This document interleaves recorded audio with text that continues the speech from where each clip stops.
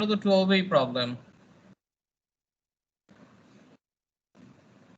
কারণ 12 এ লাস্টটা করতে হলে পুরোটাই করতে হবে। আচ্ছা ঠিক আছে, দেখো 12 দেখো 13 দেখো, 12 নম্বরও প্রবলেম হওয়ার কথা ছিল, শুধু একজন প্রবলেম দেখাইছে, তোমারও আছে, তাহলে ঠিক আছে আমরা 12 থেকেই দেখাই। সবাই একটু 12 নাম্বারটাই দেখো তাইলে আগে। The diagram shows the velocity time graph for the motion of a machine's cutting tool. তারপরে the graph consists of 5 straight line segments.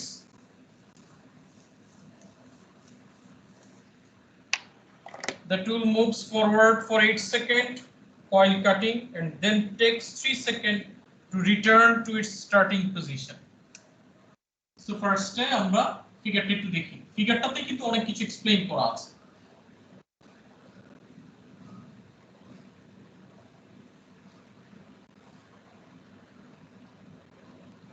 এই বরাবর এটা টাইমিং 2 সেকেন্ড, এই বরাবর 6 সেকেন্ড, এটা 8 সেকেন্ড, এটা 11 সেকেন্ড। টাইমিং টি দিয়ে ডিনোট করা, এটা ভেলোসিটি মিটার পার সেকেন্ড, আর এই বরাবর ভেলোসিটিটা 0.8। যে কোনো একটা মেশিন, হ্যাঁ, যে এটা তোমার কেটে ফেলতেছে, যখন এটা কাটতেছে তখন এটা সামনের দিকে যাচ্ছে, সামনের দিকে কাটতেছে, এটা কতটুকু 8 সেকেন্ড পর্যন্ত এটা সামনের দিকে কাটে, এরপরে আবার এটা পিছনে ব্যাক করে, তাহলে এটা যে ডিরেকশনে, তাহলে পিছনে ব্যাক করা মানে এটা ডিরেকশন অবশ্যই অপোজিটে হবে, 8 সেকেন্ড থেকে আবার 3 সেকেন্ড টাইম লাগে 11 সেকেন্ড পর্যন্ত। একটা ইনফরমেশন কিন্তু তুমি শিওর যে এখান থেকে এটা যতটুকু ডিসটেন্স কভার করে এটাও ঠিক ততটুকু ডিসটেন্সই কভার করে, মানে এই এরিয়া আর এই এরিয়াটা সেম হবে। এবার আমরা কোশ্চেনে দেখি কি বলছে। The acceleration of the tool during the first 2 seconds of the motion, এটা তো খুব সহজ, first 2 seconds of the motion তার মানে 0.8 divided by 2, 0.18, 0.18, 0.18 divided by 2, that means 0.9 meter per second square. কারণ velocity time represents acceleration, হ্যাঁ 0.09, ও হ্যাঁ 0.09, sorry 0.8, 0.18 না, হ্যাঁ 0.09 হবে, শিওর? হ্যাঁ ঠিক আছে, 2 into 0.09 meter per second square. The distance of the tool moves forward while cutting. Forward বলতে কতটুকু? 8 সেকেন্ড পর্যন্ত এটা ফরওয়ার্ড হয়েছে, তার মানে এটার যে এরিয়াটা, সেটার এরিয়া হচ্ছে half into a plus b, 8 plus 6 minus 2, 4 multiplied by 0.18, এটা ক্যালকুলেট করলে কত আসে একটু দেখো তো। 8 plus 4 মানে 12 by 2 6, 6 into 0.18 কত হয়? 0.9 না 108, তো তারপরে 1.08, তাই না? জি স্যার। ক্যালকুলেশন করলে এত কম, 6 into 0.18,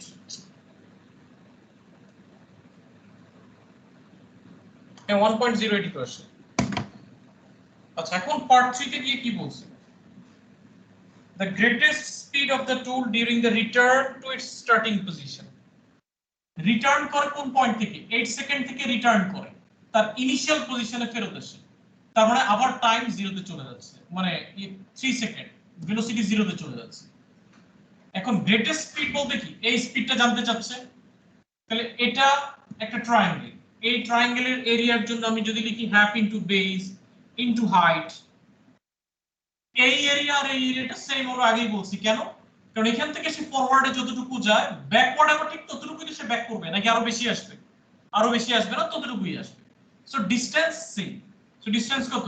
1.08, তার মানে v equals to 1.08 multiplied by 2 divided by 3, কত হয়? 1.08 multiplied by 2 divided by 3, 0.72, maximum velocity 0.72 meter per second। ঠিক আছে অনন্য, এবার জি স্যার। মুসাইবা বুঝতে পারছো?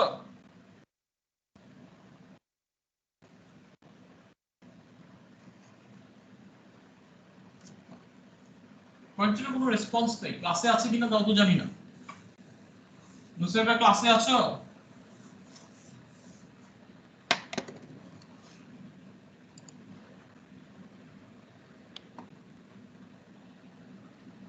না, নুসাইবা তো ক্লাসেই নাই দেখি।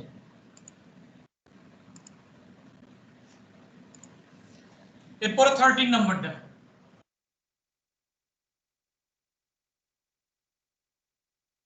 A ball moves on the horizontal surface of a billiard table with deceleration of constant magnitude d meter per second square. এটা ডিসিলারেশনটা কনস্ট্যান্ট সব সময়ের জন্যই, এটা ম্যাগনিটিউড দিয়ে দেওয়া আছে d meter per second square. তার মানে তুমি যখন কোশ্চেনে এক্সিলারেশন ইউজ করবা দেন ডিটাকে নেগেটিভ ধরে করতে হবে, কারণ এটা ডিসিলারেশন দেওয়া। The ball starts at A with speed 1.4 meter per second and reaches the edge of the table at B 1.2 second later with speed 1.1 meter per second. আচ্ছা, এখন দেখো যেহেতু এটা কনস্ট্যান্ট এক্সিলারেশন মানে আমরা সুভ্যাট ইকুয়েশন ইউজ করতে পারবো। আর সুভ্যাট ইকুয়েশনের জন্য ইনফরমেশন কি কি দিয়ে দেওয়া আছে ফার্স্টে সেটা লিখি। u equals to 1.4 meter per second, তারপরে v equals to 1.1 meter per second, t equals to 1.2 second. বের করতে বলছে find the distance and the value of d. So first equation distance মানে s equals to কত, আমরা একটা formula কি জানি, s equals to half into u plus v into t। এটা डायरेक्टली ইউজ করে চলে আসবে, half u মানে কত 1.4, v মানে কত 1.1, t মানে 1.2, डायरेक्टली বসায় দাও, বসায় দিলে অ্যানসারটা চলে আসবে। 1.4 plus 1.1 5 by 2 into 0.5 into 1.2 3 by 2 মানে 1.5 মিটার। এরপর আবার d বলতে তার অ্যাক্সিলারেশন, সো যে কোনো ইনফরমেশন এখানে ইউজ করা যায়, v equals to u plus at বা যে কোনোটা ইউজ করলেই হবে। v equals to u plus at, v কত 1.1, u কত 1.4, a মানে কত ডিসিলারেশন, d বলতে এখানে কনস্ট্যান্ট d ম্যাগনিটিউড দেওয়া, যেহেতু ডিসিলারেশন a মানে -d, t কত 1.2, তার মানে 1.1 minus 1.4 equals to minus 1.2d, so d equals to minus 0.3 by minus 1.2, 0.3 by 1.2 কত হয়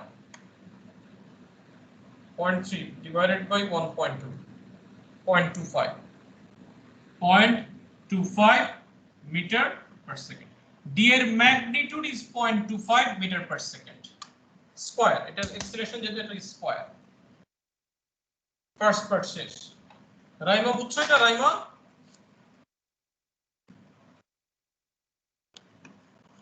স্যার মোটামুটি সবই মোটামুটি, বলো কোন জায়গায় কঠিন মনে হচ্ছে? স্যার মনে হচ্ছে তো মাথায় ঢুকছে, এখন বুঝছি না। মাথায় মনে হচ্ছে মাথায় ঢুকছে। আচ্ছা, মাথায় ঢুকছে, পুরোপুরি ক্লিয়ার না, এগুলো পুরোপুরি ক্লিয়ার নিতে হবে। আচ্ছা, এরপরে বলছে AB is at right angle to the edge of the table containing B. A থেকে B, হ্যাঁ এখানে একটা রাইট অ্যাঙ্গেল, এই যে এটার সাথে এটা রাইট অ্যাঙ্গেল, এটা মনে করো A, এটা মনে করো B. The table has a low wall along each of its edges and the ball rebounds from the wall at B. এখান থেকে বলটা রিবাউন্ড করে পিছন দিকে ব্যাক করা স্টার্ট করে, moves directly towards A এর দিকে যাচ্ছে। The ball comes to rest at C, যে কোনো একটা পয়েন্ট C তে গিয়ে ধরো মনে করো এই পয়েন্টটা হচ্ছে C। Find the speed with which the ball start to move towards A. and the time taken for the ball to travel from B to C. দেখো বলটা ফার্স্টে A থেকে B তে যায়, যেটার অ্যাক্সিলারেশন হচ্ছে -0.25 মিটার পার সেকেন্ড স্কয়ার, মানে ডিসেলারেট হচ্ছে। এরপরে এখানে একটা ভার্টিক্যাল ওয়াল আছে, এখানে এটা ধরো এখানে এটা বাড়ি খেয়ে পরে তোমার রিবাউন্ড করে পিছন দিকে আসা, দেন এখান থেকে এটা A এর দিকে ফরওয়ার্ড করে স্টার্ট করে, তার মানে C তে এসে এটা রেস্টে চলে আসে। এবার কোশ্চেন বলছে যে B থেকে A এর দিকে যখন যাচ্ছে দেন এই ভেলোসিটিটা কত।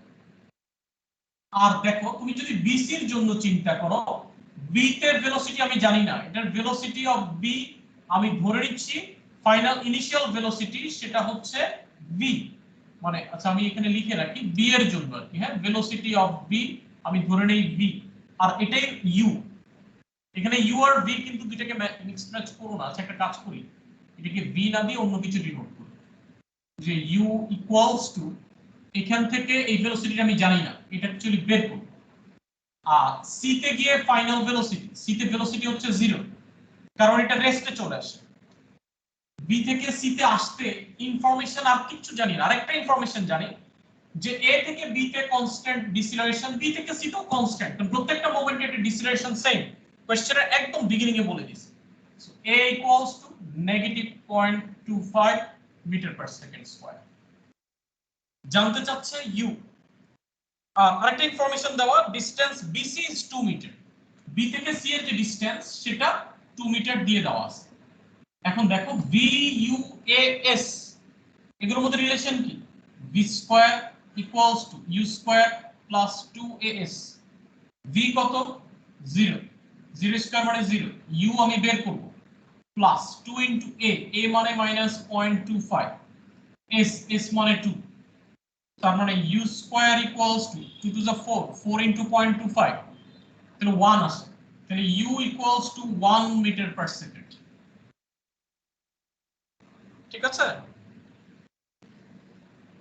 এরপরে যেটা বলছে